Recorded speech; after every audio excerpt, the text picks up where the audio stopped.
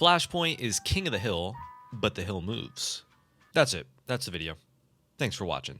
Okay, but actually, there's a lot to this game mode that you wouldn't figure out unless you played it 100 times or you had a nerd like me dedicate a whole video to it. I'll start by explaining some of the unique rules it has, and then we'll go over some of the best ways to begin each map. So let's break it down. The game begins like a regular Koth map. The objective starts in the center, and both teams are opposite to one another. However, things become different when the capture percent starts to tick. Flashpoints are way faster. Teams need to win 3 fights to win a flashpoint, but sometimes it's less. If you're going for a recontest and you're the first hero to spawn, the magic number is 66%. Any higher and you'll need perfect movement or mobility hero. Once a team caps to 100, they are 1 of 3 points closer to winning the game. And from here, the flashpoint moves to one of the 4 marked areas at random. The point will not move to the same place twice, which means you're not seeing the first point again, and if the game goes the mile, you can predict where the last hill will be. Another thing that's really interesting about this game mode is what happens to both teams' spawns. At the start, it was a straight line, but every point after, it becomes a V. This means that both spawns will always be the same distance from the objective. Hypothetically, if both teams were respawning, instead of walking straight to point and taking a neutral fight, you could instead play to close the distance and challenge on your own terms. But the game's not that simple. Just because there's new spawns doesn't mean everyone's respawning. The team that won the flashpoint will be walking to the next one, and since the next point can move anywhere, they could very easily be walking past the enemy spawn on the way. As a result, you have some very unexpected fights, and might even have players across the map from it. My best advice is if you're the team furthest from the flashpoint, try to regroup and push. The team that loses a fight during this 40-second period is very likely to lose the initial capture. Okay, so now that we passed the tutorial, I can explain the most important part of a map guide: how to walk. Disclaimer, I'm going to go over some of the best ways to start these maps. Not all the best ways. There's just too many variables in Overwatch to cover everything. Let's start off with Suravasa. The gates open and you're immediately given a choice. You can go car side or the other way. Which way do you go?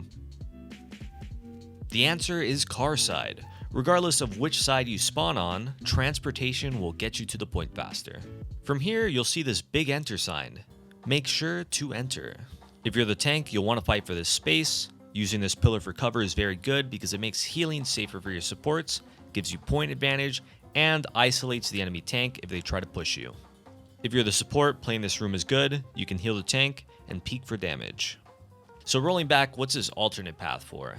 If you play a long-range DPS, getting this side uncontested gives you angles on the supports and the tank. This is also one of the best recontest options because if they don't see you coming, you get to clear the long-range DPS, and once the tank is on height, the enemy team starts to lose advantage.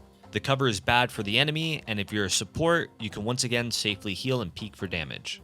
Now this middle archway is mostly a plan B recontest option. It doesn't give you the quickest access to high ground or the point, but it's often better than walking into the enemy team's setup. Some DPS might find a nice angle jumping up to this middle area, but the downside is if someone's on the far side, you might run into trouble.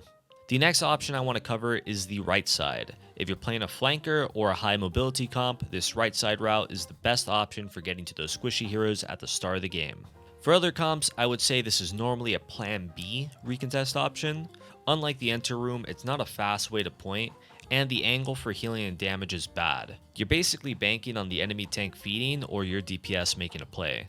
But if you have the better ultimates, initiating with those makes this a strong plan A.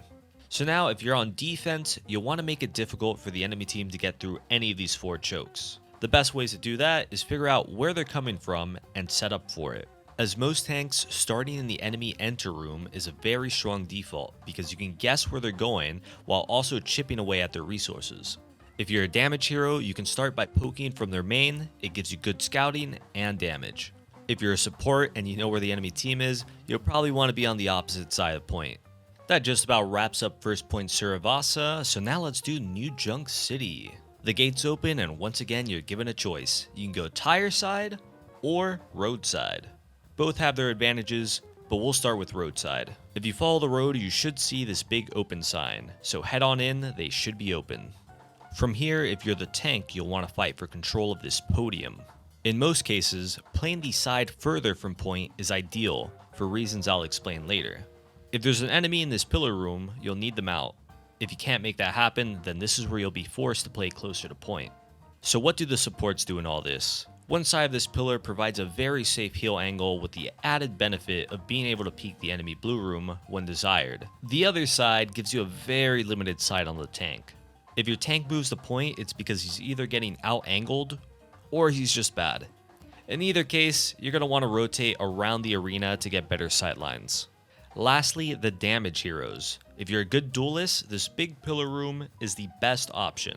It's good for forcing the enemy tank into a defensive position, or if you have the verticality, this bridge has a very strong angle on the enemy supports. If you're a flanker, wrapping around here also gives you the fastest route to the enemy backline. All other damage heroes may want to play with a team or go far right side to pressure top bridge, the tank, and any possible rotates from the enemy supports. Okay, so let's go back. What if instead of going roadside, we went tire side?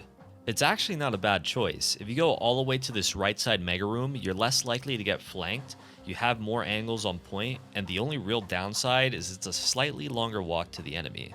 Tire side also has some better recontest options because most teams won't expect it. If you go bottom, it gets you a point the quickest, but I wouldn't recommend it because you're on turbo low ground. Alternatively, you can go right up this staircase for the quickest way to high ground, or you can just forget mid altogether and continue the path on tire side until you're back to this mega room. From here, generally the play is to just have a tank go point, or to continue wrapping around to the enemy spawn side. Now, if you cap the first point and you're on defense, you need to make walking difficult for the enemy team. You can start that by pushing up past their blue room and shooting at them. If they can get past this bridge without getting shot at, you're pretty much playing the game wrong. If they're smart enough to go the other way, you'll have to stuff them at the choke or just play the angles better. If they all go point, they're just fish in a barrel. And that just about wraps up this Flashpoint map guide. If you liked it, be sure to like it, subscribe, turn that bell icon on, and you know what? If this video gets 10,000 likes, I'll do the very tedious job of making a part 2 to cover all the other 8 points. That's all for now. Thank you for watching, and as always, good luck on the grind.